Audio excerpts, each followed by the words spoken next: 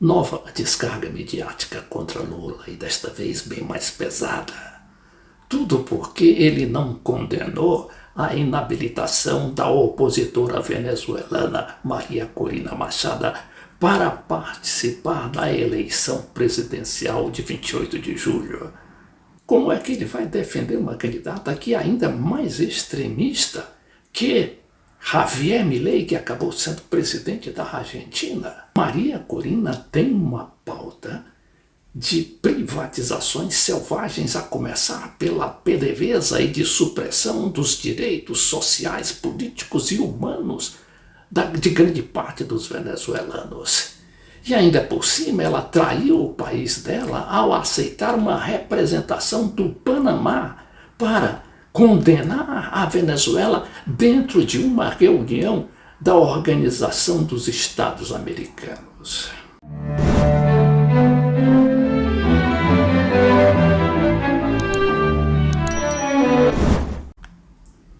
O fato é que o bafafá está grande, não é? Mas o Lula, ele não se altera. Ele disse que também foi impedido nas eleições de 2018 de ser candidato, inclusive foi preso para propiciar a eleição do candidato opositor. E nem por isso, segundo ele, ficou chorando. O partido, o PT, indicou um candidato para perder, que era Fernando Haddad, o atual ministro da Fazenda do governo Lula III. Aí vejamos aqui esse noticiário, não é, de O Globo. Lula se diz feliz com a eleição na Venezuela. Aqui é uma reunião dos dois presidentes, né, de Lula e Maduro, lá, uma reunião da CELAC, ocorrida recentemente em São Vicente e Granadinas. Mas o ponto aqui principal dessa matéria é a seguinte, né?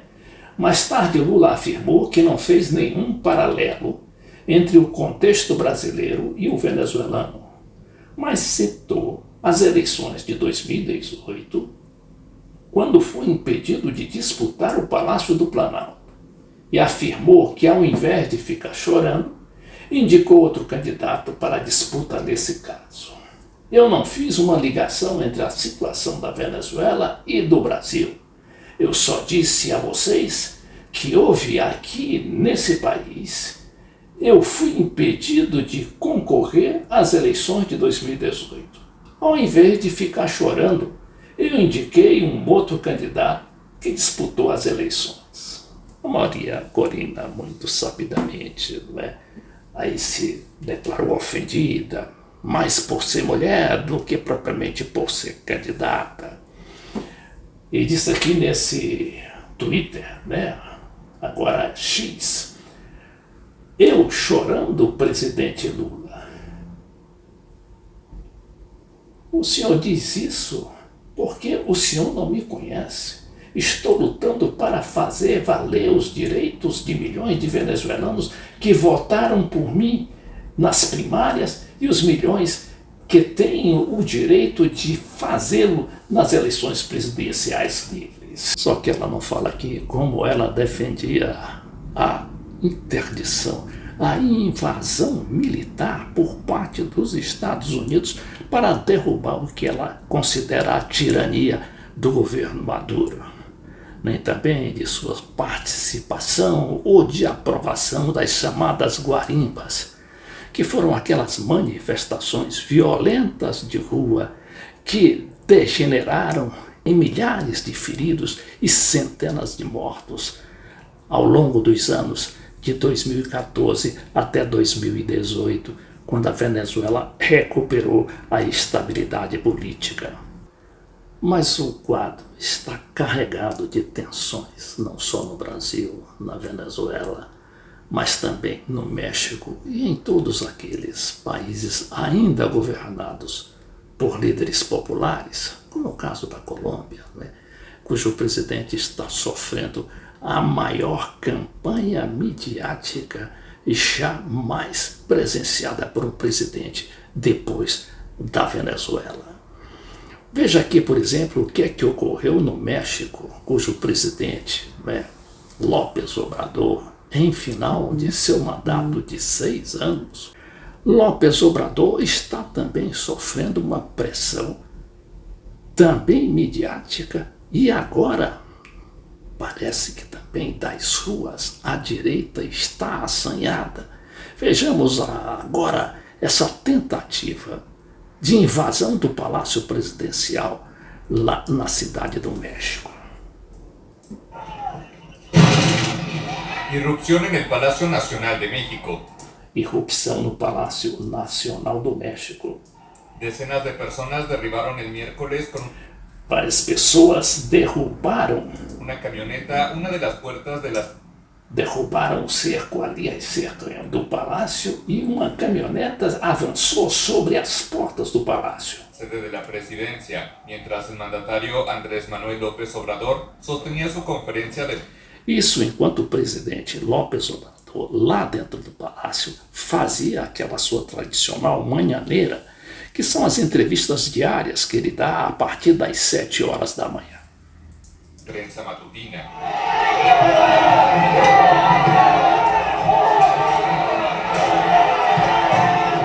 Los manifestantes protestaban por la desaparición. Então, o que alegavam os manifestantes contra o desaparecimento, não é, de 43 jovens estudantes naquela tragédia que houve, olha, imagine quando, em 2014, 10 anos atrás, quando o López Obrador não era presidente, ele só foi assumir a presidência em 2018. Mesmo assim, ele está sendo culpado, não é? E essa é a tragédia chamada Ayotzinapa, ocorrida ali no interior do México. Mas o López Obrador recebeu aquilo com uma certa naturalidade, porque ele está habituado e sabe que vai sofrer uma campanha também violenta, principalmente porque sua candidata, a ambientalista Claudia Sheinbaum, está à testa das pesquisas. Son de los 43 estudiantes de la Escuela Rural de Ayotzinapa en 2014. López Obrador denunció una provocación. Então o presidente denunciou a provocação. La actitud no de los padres, sino de los asesores y de... Então ele diz que a atitude não daqueles, mas dos assessores de las organizaciones que supuestamente defienden derechos humanos es una...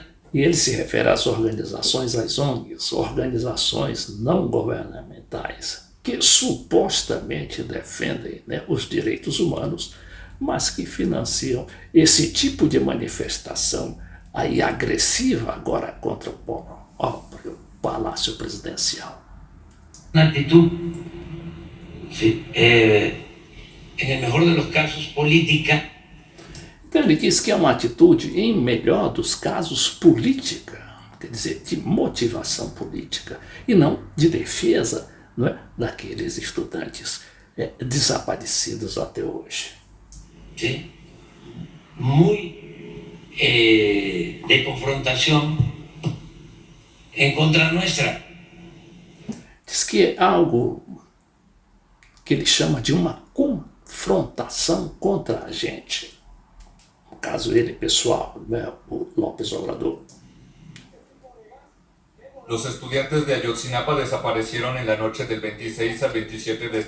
Então, o jornalista aqui fala da AFP, né, Agência France Presse, que os estudantes desapareceram ali em 2014. Septiembre de 2014 en la ciudad de Iguala, Na cidade de Iguala, en el estado de Guerrero, al sur no estado de Guerreiro, ao sul de do México. México.